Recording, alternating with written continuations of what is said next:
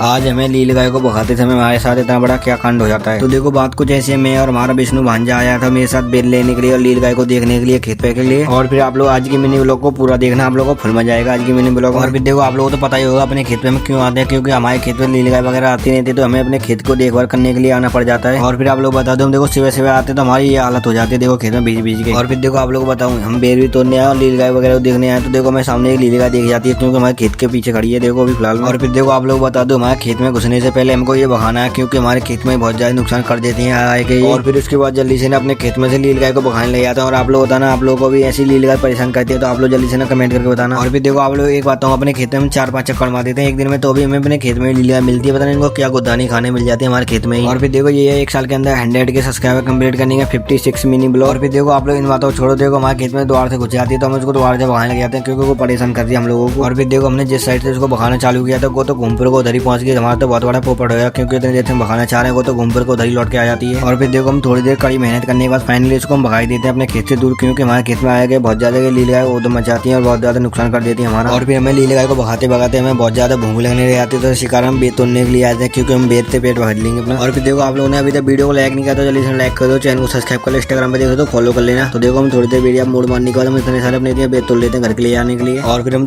थोड़े घर के लिए बेल ले चलते हैं दोनों जने। और आप लोग बताना आप लोग आज की ब्लॉग कैसे लेके ये ब्लॉग करते हैं यहीं समाप्त।